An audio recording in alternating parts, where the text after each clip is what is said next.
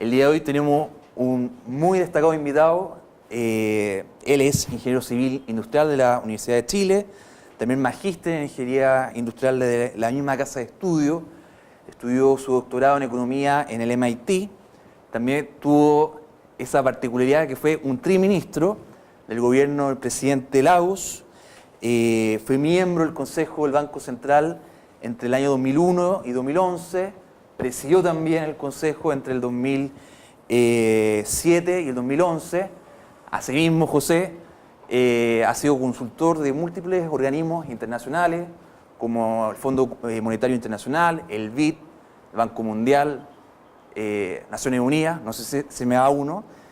Y bueno, José, muchas gracias por estar acá. En verdad estamos muy agradecidos como fundación de que hayas podido compartir un tiempo para poder conversar y reflexionar sobre los asuntos que están pasando en Chile y en el mundo. Muchas gracias. Bueno, muchas gracias. Un gusto estar aquí. La verdad no es fácil. Primero, no estoy muy acostumbrado a hablar sentado, porque cuando uno habla, es bueno, por ejemplo, mover los pies si está sentado, pero para eso no puedo hacerlo. O uno se para en un podio y así puede como soltar las tensiones. Aquí me tienen, entonces.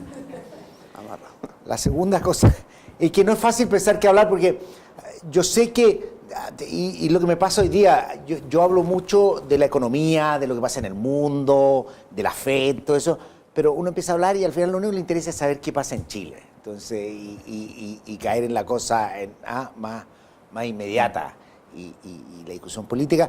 Y es parte de lo que pasa en el mundo entero. Cuando uno dice esta cosa de que uno no es solo un chilenismo, de que uno viene y al final está como muy interesado, porque en el mundo están pasando muchas cosas. Yo siempre comento que algo que he aprendido en el último tiempo es de que nosotros tendemos a ser mucho más intensos para evaluar nuestro país que un país vecino. Entonces de repente a mí me pasa que uno está con amigos fuera, entonces empieza a decir, Chile, bueno, uno dice la reforma y el crecimiento y cuánto están creciendo. Oye, entonces lo mira un inglés a uno y le dice, ¿qué te importa Chile? Nosotros tuvimos Brexit. Después llega un americano y dice, y nosotros podemos tener a Trump. Entonces como que cada uno dice, ¿qué me importa? O sea, es un detalle. Entonces uno dice, entonces pasa mucho de eso. Y este es un fenómeno que a mi juicio, y por eso yo un poquito ponerlo en contexto de lo que está pasando en el mundo, de lo que está pasando en las tensiones político-económicas que hay en el mundo, y después caer a lo que está pasando en Chile. Y me interesa más como que conversemos, así que pues tampoco voy a hacer una cosa demasiado larga. Bueno, de repente uno empieza a hablar y no hay cómo pararlo. Esto es como... Hay un chiste en inglés que un profesor decía cuando uno repetía mucho algo, le decía, esto es como la niñita que le preguntaron, ¿tú sabes cómo deletrear la palabra banana? Y ella dijo, sí sé, pero no sé cuándo parar por el banana. Entonces a uno le pasa un poquito eso. Y un poco una pregunta, yo creo que cajón que hay que hacerle a José, es un poco cuál es tu diagnóstico respecto al escenario económico de Chile, ¿cierto? No, con eso quiero avanzar, pero quiero partir. El mundo, si uno ve qué fue lo que pasó en el mundo tuvo el año 2008-2009 la peor crisis desde la Gran Depresión. Una crisis monumental de destrucción de riqueza, de desaceleración económica, como no había habido desde la Gran Depresión. No había otro periodo tan... ¿Y qué es lo que ha ocurrido con esto? Y es bien interesante que, contrario a lo que pasaba muchas veces antes, en general la economía emergente, en particular Chile, lograron salir con mucha rapidez y con poco daño. Y la economía avanzada todavía no salen. Hoy día la discusión es cómo estimular la economía, porque todavía no salen. En Europa están comprando bonos y viendo que... Y el presidente del Banco Central Europeo, Mario Draghi, pidiéndole a los alemanes en los últimos días que gasten más plata, porque la economía está bastante débil, y la política monetaria alcanzó un límite, porque están en tasa de interés cero. Y hay una discusión de cuán negativa pueden ser, pero puede ser menos 0,5, ¿no es cierto? Pero ni siquiera eso está ayudando a reactivar. ¿Y qué es lo que hicieron los bancos centrales? Partiendo por la FED, dijeron, ¿qué es lo que nosotros vamos a hacer? Bueno, como los bancos centrales nosotros afectamos la tasa corta, pero ya quedamos en cero, no podemos afectarla más. ¿Qué es lo que vamos a hacer? Tratar de actuar donde realmente hay acción, en la tasa larga, cosa que normalmente los bancos centrales no lo hacen porque es muy costoso y mete mucho ruido, estar cambiando la tasa de los bonos. Dijeron, ¿qué es lo que vamos a hacer? Entonces empezaron a comprar bonos, a comprar muchos bonos. Estados Unidos es la primera economía que se ha recuperado con mayor fortaleza. La tasa de desempleo está bajo 5%, que es un nivel bastante bajo para Estados Unidos. Ha estado creciendo a un ritmo en torno a 2%. Entonces la Fed, ¿qué fue lo que hizo ya desde un par de años atrás? Empezó a decir, nosotros vamos a dejar de comprar bonos. Y después salieron con la etapa siguiente, empezar a subir la tasa. Y ahí todo el mundo discute, ahí se escribe todo el día y están todos nerviosos por si van a subir en diciembre o en enero. Y la tasa está en 0, hoy día la tasa está en 0,5, es un margen que la tenían en 0,25, ahora la tasa está en 0,5, la pregunta es si la van a subir en el próximo mes o en 2 más. Trump se metió y la verdad que dejó un desorden completo. Yo creo la verdad que el salir a criticar a la Fed como lo hizo es una cosa inédita en Estados Unidos. Y yo creo que va a provocar un daño bastante fuerte, porque si suben y él ganara, va a haber cosas que en Estados Unidos normalmente no pasaba. Pero los mercados fueron optimistas. Fueron optimistas, o sea, sí, hay que ver el peso mexicano. Sí. A ver si van a tener o no paré. Sí. Entonces, tenemos Estados Unidos, pero Europa completamente anémica, con problemas en el sur de Europa todavía, ¿no es cierto?, recuperándose con algo de vigor. España, pero que viene una profunda depresión con tasa de desempleo altísima. Japón, comprando bonos japoneses, acción y todo para tratar de reactivar la economía con tasa negativa y con una situación bastante poco crecimiento. El resto del mundo, relativamente bien. Nosotros salimos, y es interesante porque Chile tuvo una fase de caída del producto, ¿no es cierto? Tuvo 2-3 trimestres en el año 2009, fin del 2008, principio del 2009, de caída del producto. En el año fue -1, pero en ese par de trimestres la tasa era como -2, y uno veía la velocidad a la que iba. Y de ahí se empezó a recuperar hacia mediados del año 2009 con mucha fuerza, a tasas de 5%. El promedio más o menos, desde mediados del 2009 a mediados del 2013 es 5%. Y pasa eso en mucha economía del mundo. ¿Y por qué pasa esto? Porque hicimos cosas que no se hacían normalmente en nuestros países, que fue bajar la tasa de interés, en el caso de Chile, a 0,5, y que fue un impulso fiscal bastante importante. Eso, más una situación que de tener una fuerte caída del precio del cobre, el boom del precio de los commodities siguió con mucha fuerza, porque China seguía creciendo con mucha fuerza, que es la economía el principal demandante de materias primas, en particular metales. China es aproximadamente, se va a tener en mente, China es aproximadamente, depende cómo uno lo mida, pero así para tener un número grueso, el 15% del PIB mundial. Estados Unidos como el 24%, y el resto viene. Es la segunda economía del mundo. Pero China consume entre el 40 y el 50% del cobre del mundo. O sea, no es que lo que exporta, no importa. Consume de todo el cobre que se produce en el mundo entre el 40 y el 50%. Más del 50% del estaño. Los metales es lo que más produce. No así en el caso del petróleo. Consume como el 15% del petróleo mundial. Por eso el precio del petróleo está mucho más asociado a problemas que hubo de oferta, no sé, que a problemas como el caso de Chile y los metales, que con China creciendo fuerte, siguieron creciendo con mucha fuerza el precio de los commodities. Entonces aquí voy a dejarme caer un poco, y eso da cuenta también de la desaceleración de la economía chilena. Y esto no solo pasa en Chile, pasa en el grueso de los países exportadores de materias primas. Pasa en Australia con distintos ritmos, y podemos discutir porque un menos, un punto, pero pasa en todos los países. ¿Qué pasó? Y esto a mí lo que me interesa es como una manera distinta de pensar cómo nosotros le decimos normalmente a los alumnos que afectan el precio de las materias primas a un país. ¿Qué le dice fácilmente a un alumno y está haciendo clases? Dice, cuando sube el precio de nuestro principal producto de exportación, el fisco tiene más plata, la gasta, la gente tiene más plata, la gasta, y con eso terminamos creciendo más. Pero es transitorio, porque estamos pegando un impulso de demanda hasta que cae eso. Pero en Chile eso no pasa. Eso puede pasar en un país agrícola. En Chile no pasa, primero, porque los trabajadores de la industria del cobre son un 1% de todos los trabajadores. Los mayores ingresos que recibe la gente producto del cobre no es mucho. directo, porque ahí directo no recibe mucho porque habrá algunas minerales. La mitad del ingreso minero es estatal, ya sea Codelco o los impuestos que cobra. Codelco produce un tercio, pero también hay impuestos que cobra. La mitad de los ingresos son estatales y la otra mitad son ingresos de extranjeros.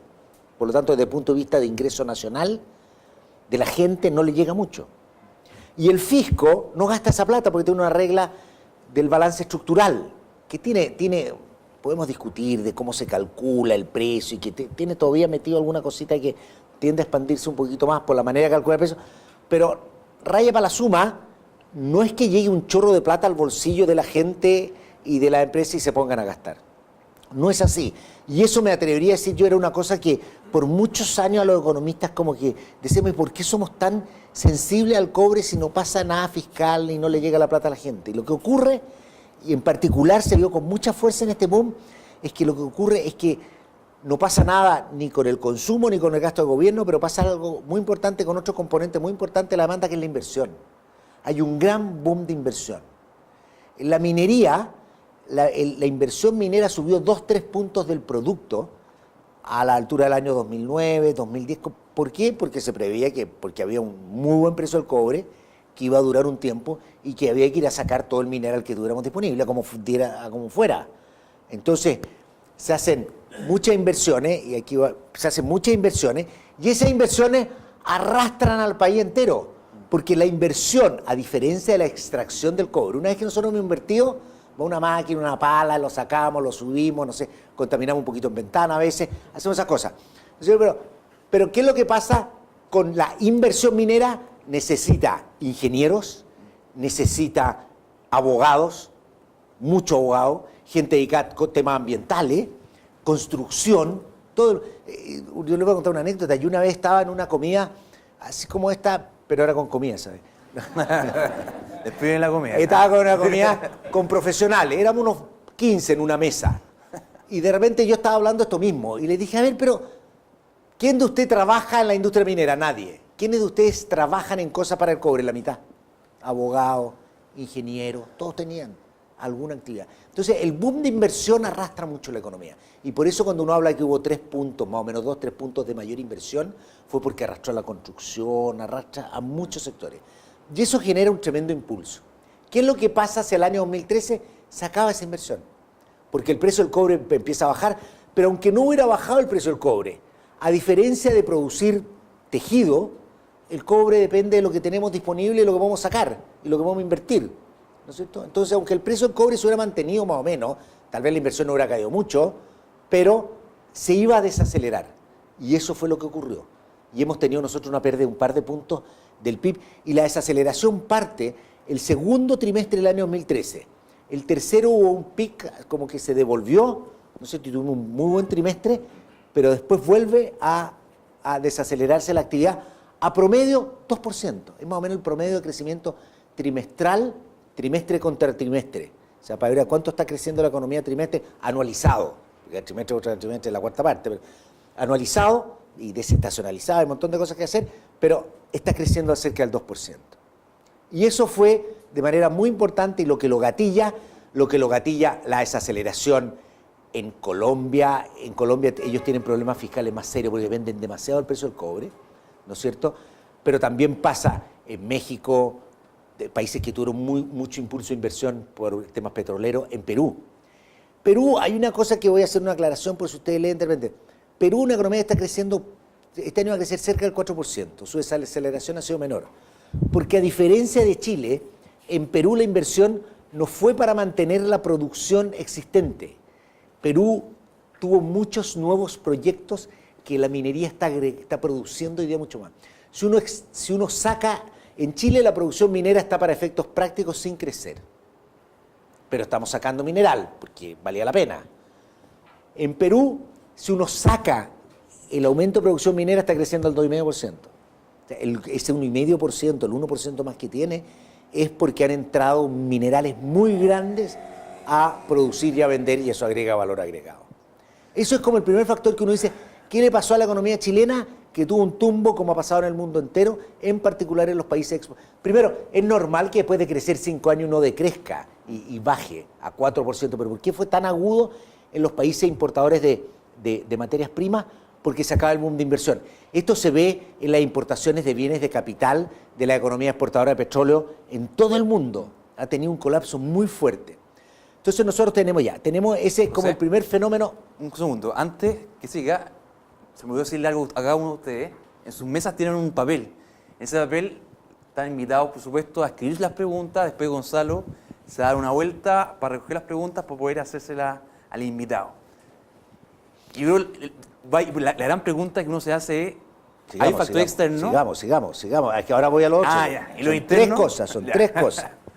La segunda cosa que pasa en Chile, y que es yo no quiero dar lección, esto hay que tomarlo con humildad porque uno lleva 20, 30 años pensando en esto y no es muy obvio. Es que Chile tiene un crecimiento de la productividad muy baja. Lo que impulsa la economía en el largo plazo es la productividad, que es un concepto es como una palabra cliché que tenemos los economistas. Para los no economistas es muy sencillo lo que es la productividad.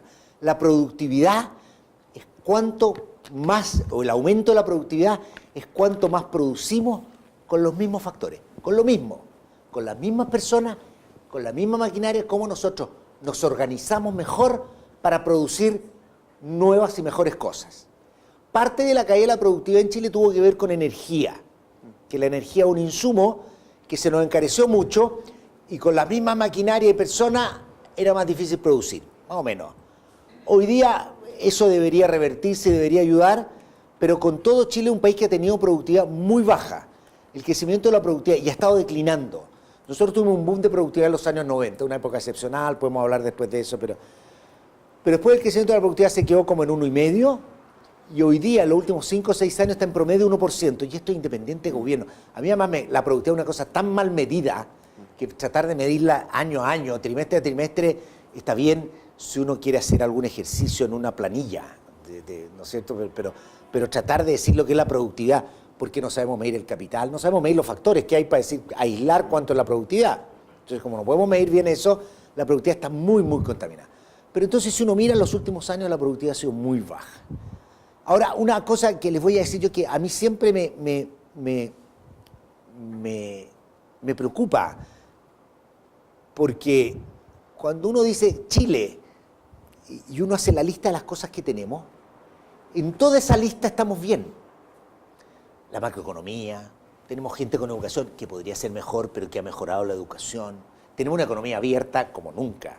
O sea, tenemos una economía abierta financiera y económicamente y con un sistema financiero sólido, o sea, estamos abiertos y además no somos muy vulnerables.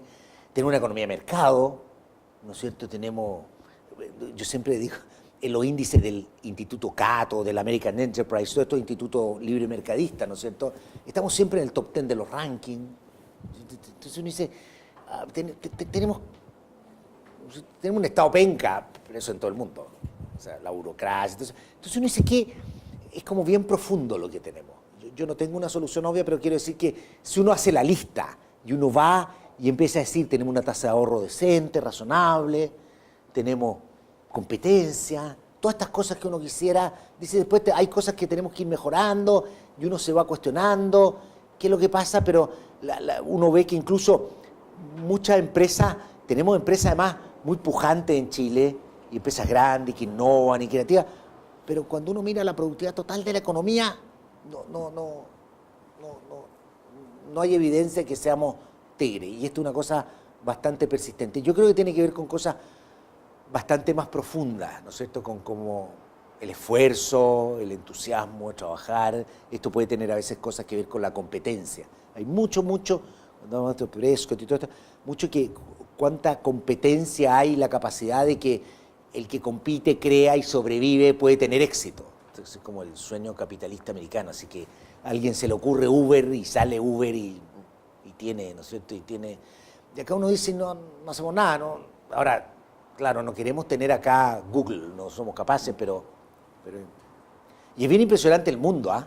Las 5 empresas más grandes del mundo son Google, Amazon, Facebook, Microsoft y Apple. Apple es la 1. Son todas tecnológicas. El mundo, esto es bien interesante, podemos hablar después de distribución. Hay una discusión y que tiene que ver con Piketty, que tiene que ver con esto de las dinastías y de que el mundo es como... Pero las dinastías ya no son las mismas. Los los súper ricos de hoy día no son los mismos que habían los Robert Barons de principios del siglo XX en Estados Unidos. Hay bastante movilidad en el sistema capitalista de quiénes son los grandes, los que progresan y cómo parten de, no sé, un garage, así como el sueño. Pero acá no pasa. Y todos los ministros de Economía hemos tenido alguna vez en la vida una agenda pro productividad. Si uno es ministro de Economía y no tiene agenda pro productividad, mejor que cierre el ministerio.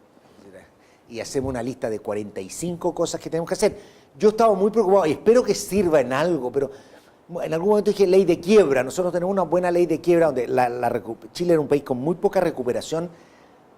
El valor que se recupera después de una quiebra. Por lo tanto, era muy costoso invertir y si a uno le va mal, ¿quién va a prestar si recupera el 30%? En Estados Unidos es como el 70% lo que se recupera después de una quiebra, el de valor. Entonces, ya, mejoramos la ley de quiebra. O sea, si lo único que nos va quedando, así como esas listas, son los notarios. La verdad es que me cargan los notarios. Sí, si hay algún notario aquí, me cargan los notarios. Me cargan los notarios porque uno tiene que ir al notario. Es como la cosa más ineficiente que hay en el mundo. Yo en Estados Unidos una vez necesitaba un certificado notarial y le fui a preguntar a la profesora, a la secretaria de mi advisor, necesito tener esto notarizado. Le dije, ¿a dónde voy? Además, estudiante pobre, ir a pagar un notario y tener que ir de la universidad al centro. Y la secretaria me dijo, José, no te preocupes, abrió su cajón, era notaria. Era notaria, cualquiera es notario. Acá uno tiene que ir, y no, ustedes no han ido al notario, si de repente yo trabajo harto y de repente uno parte a la hora del almuerzo y el notario está almorzando. Entonces no tenemos quien no, por un pinche timbre. En fin, ya, pero lo único que nos va a cambiar, pero eso no va a cambiar la productividad, eso va a cambiar nuestra felicidad, pero no va a cambiar la productividad. Entonces tenemos un problema de productividad y después obviamente tenemos en Chile un problema. La pregunta es, si Chile tiene esta desaceleración, ¿por qué ha sido tan prolongada? ¿Por qué llevamos 3 años seguidos al 2% y la economía no se recupera? Y uno esperaría, y hemos tenido las señales macro para recuperarnos. Las tasas de interés son bajas, el tipo de cambio se ha depreciado mucho. Uno podría, ¿qué es lo que esperaríamos? ¿Qué es lo que esperamos los economistas? Que con eso, con el tiempo, se reasignan recursos hacia el sector de bienes transables, no solo, y se invierte, se produce más, y la economía se recupera. Y nada de eso pasa. Y yo creo que efectivamente en Chile, y no sé, esto también se repite en otras partes del mundo, ¿eh? Pero en Chile tenemos un problema de confianza que lo dicen las cifras. Los índices de confianza del consumidor están más bajos que el peor momento de la crisis financiera, sin tener una caída del producto y de actividad como la que tenemos. Porque uno dice, normalmente los índices de confianza van con los índices de actividad, pero tuvimos un momento con peor actividad económica y con un índice de confianza de los consumidores algo mejor. Después los índices de confianza empresarial, y que son más de compra, están también en niveles casi récord bajos, depende de cuál toma uno, pero niveles bajos. Y yo creo que eso tiene que ver con un problema profundo que está pasando en Chile. Llegamos a entrar a Chile, que es que tiene que ver que tenemos una incertidumbre que no es una incertidumbre que uno dice, mira, yo no sé, porque en la vida vivimos con incertidumbre. Y la incertidumbre y el riesgo a veces también nos lleva a tomar de repente decisiones y a invertir.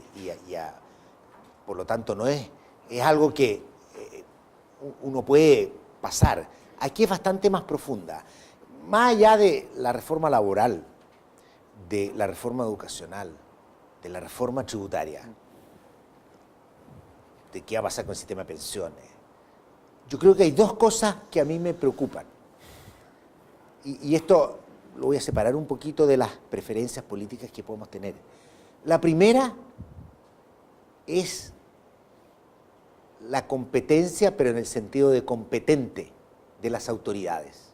O sea, tenemos un país con autoridades políticas, con gente que toma las decisiones y con un sistema, esto incluye el Parlamento, que son los que aprueban las leyes al final, que hagamos las cosas bien. O sea, si la reforma tributaria hubo que arreglarla 3 veces, una vez cuando estaba saliendo se arregló en la cocina antes que se votara y después cuando llegó Valdés hubo que hacerle otro arreglo. Hay cosas que uno cuando conversa con parlamentarios, la reforma educacional que se aprobó el año pasado se discute, de una reforma universitaria que a nadie le gusta, que está todo... Hay un problema como serio y eso tiene que ver con un problema como de competencia y de cuán capaces somos de hacer cosas bien. Y que eso también tiene el costo de que pueda haber cosas mal. Y la otra es qué es lo que queremos y para dónde vamos. Yo creo que hay como una... Yo no tengo problema que la gente discuta y discuta lo que quiera y cuestione lo que quiera. Esto está pasando en el mundo entero. Si uno ve los últimos declaraciones de la directora del Fondo Monetario, de Lagarde, si uno ve lo que dice la autoridad europea, si uno ve la discusión del tratado sobre el Tratado de Libre Comercio en Estados Unidos, ¿no es cierto? Y sobre la apertura, hay una sensación en el mundo entero de que la globalización, yo no diría que algo que nos pasó a nosotros, pero pasa mucho en los países desarrollados que han tenido, que la globalización les costó a ellos, China les costó y fueron indolentes con los perdedores. Y si hoy día tú lees a Martin Wolf en Financial Times, lo que dicen la autoridad del Fondo Monetario, el Banco Mundial, no vayamos a las cosas más como... Todos dicen hoy día, hay que preocuparse de los perdedores de la globalización. Hay cálculos que dicen, no sé cuánto, eran como 10 millones de trabajos perdidos en Estados Unidos producto del ingreso de China al comercio mundial. Y ya se perdieron. Hoy día, de hecho, hoy día a la tarde, antes de venirme, había un artículo en el New York Times sobre ciudades donde habían industrias que se habían acabado y relataban historias de gente que había trabajado 30, 50 años en su familia en la siderurgia y la llegada de China lo hizo colapsar, ¿no es cierto? Entonces, ahora, es distinto la naturaleza. Entonces, acá no tenemos ese problema. Pero yo diría que el problema que tenemos y la tensión global que tenemos tiene que ver con la desigualdad. Pero es interesante porque ¿por qué la desigualdad es un problema en Europa que es bastante igualitaria? Estados Unidos menos, pero son todos mucho más igualitarios que Chile. Es un problema en Europa del Este, es un problema en Asia. Porque la igualdad, un poquito menos probablemente en Asia, porque la igualdad en los países igualitarios se ha deteriorado. Estamos hablando de el Gini sube de 0,4 a 0, de 0,35 a 0,4 y la desigualdad ha aumentado. Y ahí viene toda la cosa de Piketty y que tiene mucho que ver con el top 1%, la desigualdad. ¿Y qué pasa en países como Chile, donde la desigualdad ha caído? Como uno la mire, en los últimos 20 años ha caído, pero ha caído poquito y seguimos siendo desiguales. O sea, no, el Gini en Chile, que el Gini mientras más cerca a uno, es más desigual, es más cercano a 0,5, cuando los países más igualitarios están más cerca de 0,35, números que no hemos tenido en la historia acá. Latinoamérica y África son las regiones más desiguales del mundo de siempre. Esto no es una cosa nueva, esto no es una cosa que llegó con el neoliberalismo, esto viene desde la colonia y sus orígenes tienen mucho que ver con la historia del desarrollo de la economía de la región y con el patrón muy ligado a la tierra. Está muy ligado a la tierra y cómo fue en los países en América Latina versus lo que son países como Estados Unidos, Australia, ¿no es cierto?, donde fue muy distinto el desarrollo de los países. Ya, esto tiene que ver con la historia y Chile era desigual con gobiernos de izquierda antes del 73, con gobierno de derecha, o sea, esto es un problema. Pero sí tenemos nosotros la tensión que se ve con mucho mayor fuerza en momentos de poco crecimiento. O sea, viene el periodo de poco crecimiento y es el momento en el que viene el decir, mira, crecemos poco y además los pobres somos más pobres. O sea, es como cosa que no ha pasado nunca en Chile, porque en Chile como la desigualdad ha caído un poquito. Incluso si la desigualdad se hubiera mantenido, Chile es una economía que ha crecido, hoy no estoy con números, porque que ha crecido... El per cápita ha crecido desde el año 80, que ese número me acuerdo como 4 veces, es una cosa impresionante. Y ha crecido para todos los chilenos, porque la desigualdad sigue igual, ha crecido a todos, pero... Entonces está la tensión de la desigualdad. La otra tensión que tenemos, que a mí me gusta, nunca ha sido muy... De repente creo que se exacerba, pero que interesante, esta cosa de lo que llaman el problema de la clase media. O sea, nosotros pasamos de ser un país relativamente pobre a ser un país que está al borde, de ser un país de ingreso alto. Nosotros, si crecemos al 5% en 5, 8 años, vamos a ser clasificados, en el Fondo Monetario, todas estas cosas, vamos a ser clasificados como países de ingreso alto. El ingreso de Chile respecto per cápita, respecto del de Portugal, estamos aproximadamente a un 10% Portugal. O sea, si nosotros tenemos 20.000, ellos tienen 22.000. Ese es como el piso de los países desarrollados. Es como el país más pobre de los países. O sea, estamos al lado. Pero si uno toma, yo hice el cálculo, si uno toma el ingreso mediano, la media es el promedio, la mediana es el del medio, que es distinto. Nosotros podemos tener 10 personas con 1 y una persona con 10. El promedio es 2. Si unos 10, el promedio es 2. La mediana es 1. El del medio está en el 1. ¿No es cierto? La mediana, o sea, el chileno del medio, comparado con el portugués del medio, está 40% más abajo. Y eso muestra que somos mucho más desiguales que los portugueses. Así de simple, o sea, es como la demostración más evidente. Y yo siempre digo, tenemos que decir cuando lleguemos a los portugueses, o sea, yo por último diría ya, vamos a ser desarrollados cuando el mediano se esté cerca. La instrucción, podemos discutir. O sea, estamos a distancia. Y yo creo que eso...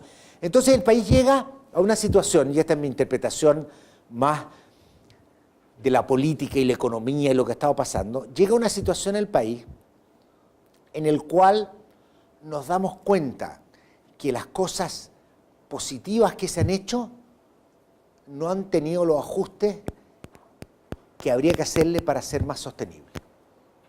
Para mí el caso más emblemático es el caso de la educación universitaria.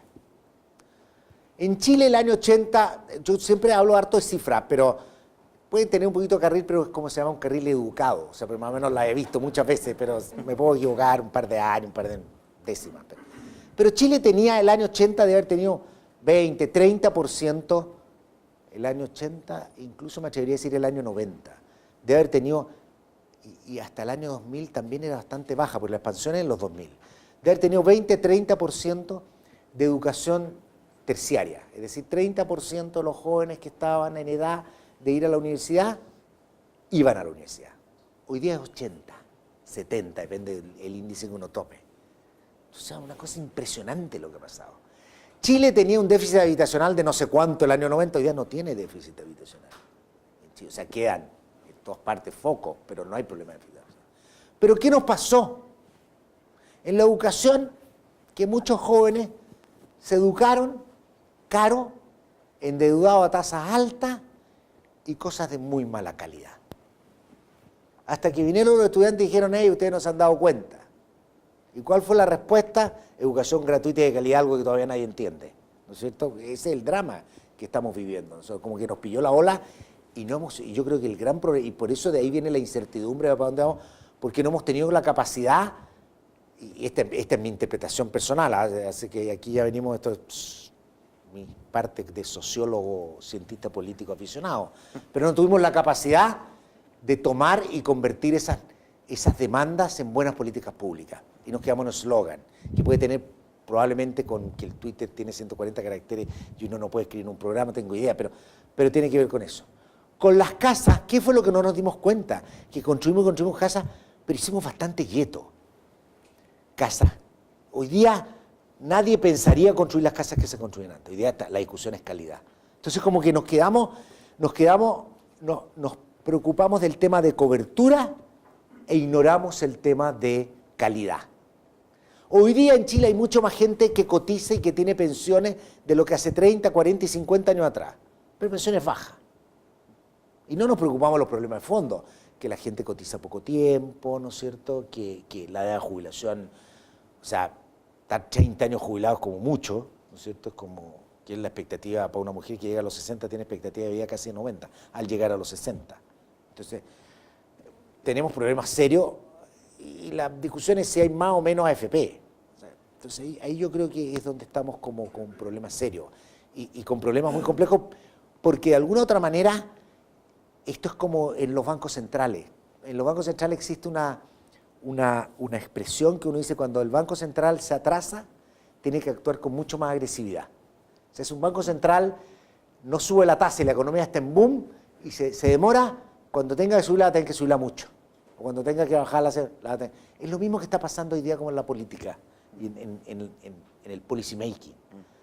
De que uno llega y dice, tenemos que cambiar toda la universidad y toda la educación y la desmunicipalización y elegimos intendentes y hacemos todos los cambios que teníamos y con muy poco sustento, con muy poca capacidad de hacerlo bien y con una presión, porque así funciona la democracia, con una presión que nos tiene en una situación bastante incómoda, que yo creo, y aquí voy a terminar con esto, yo paso como de la fase pesimista a optimista, así como que depende del día. No, cuando uno ve y dice la situación está mala, no hay perspectiva de crecimiento, la gente dice problema de confianza, que Rodrigo Valdés se abrace con el presidente de la CPC y digan que nos vaya bien eso, no, así no se recupera la confianza, eso puede ser, ¿no es cierto? Es como mucho más profundo lo que tenemos. Y por eso yo soy pesimista del próximo año vamos a tener crecimiento. Y es lo que las perspectivas que todos dicen, de 2% la economía va a seguir con un crecimiento muy bajo y no hay perspectivas de crecimiento, y eso agudiza las necesidades sociales y las demandas. Entonces, como me decía un amigo, no lo voy a citar porque tiene un cargo importante en Brasil, pero me decía, que acá lo tomó ahora, no es de los que están presos, él llegó porque tomaron preso al otro. Entonces, me decía, tú sabes, me decía así, esto José me decía, no hay que amargarse tanto. Imagínense, en Brasil no están amargados, si han tenido recesión, la peor recesión desde que tienen datos en los 2 últimos años. Me dice, no hay que amargarse tanto, si al final esto es un problema de crecimiento, cuando la economía empiece a entrar en boom de nuevo se nos van a olvidar todos estos problemas. Algo de razón tiene, algo de razón tiene. Yo creo que nuestro país es suficientemente fuerte que si uno incluso quiere dañarlo le cuesta, porque es un país muy armado, institucionalmente armado, uno puede hacer malas leyes, puede hacer, en todas partes se hacen cosas, pero en promedio yo creo que vamos avanzando. Yo creo que tenemos un desafío, y ahí vengo yo esto lo ligo al tema de la productividad, yo creo que nosotros tenemos un serio problema, demanda y necesidad de inclusión social, y este tema que tú me decías de desigualdad. Ahora, que no sabemos cómo arreglarla, es que el drama es que Latinoamérica ha tenido 200 años así, y hemos tenido todo tipo de gobierno y no sabemos cómo arreglarla. No sé, el único que la arregló 2, 3 años fue Chávez, pero que ahora están peor que nunca en su historia. O sea, sí, porque se ponen a gastar y se puede hacer.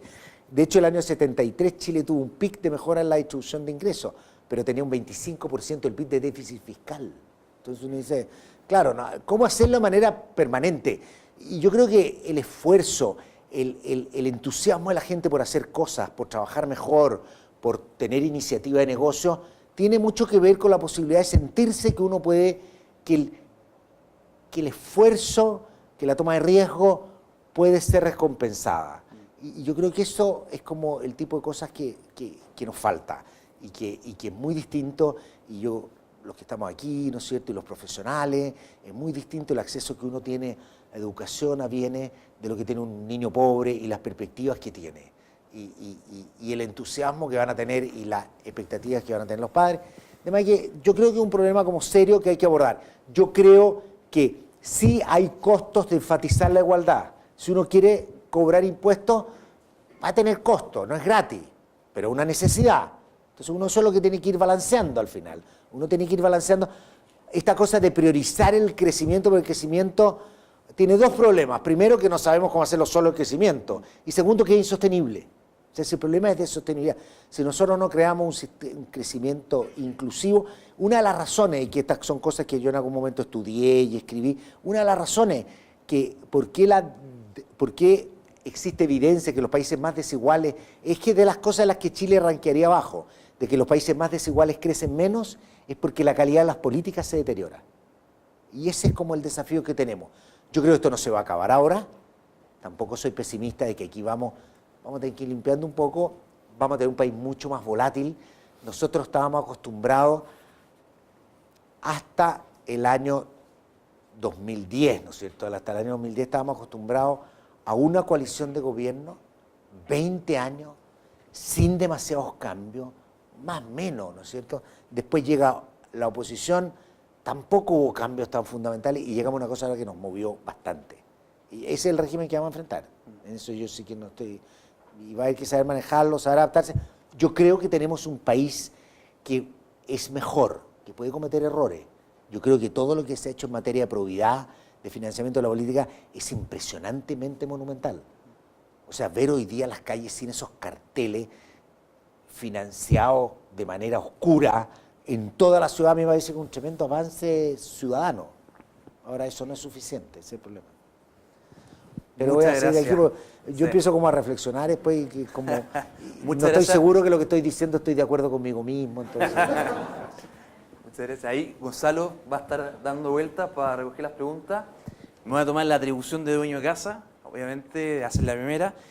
Y José, tú hablabas, en el fondo, una de las conclusiones que podemos rescatar es que la desigualdad explica el crecimiento económico, ¿cierto?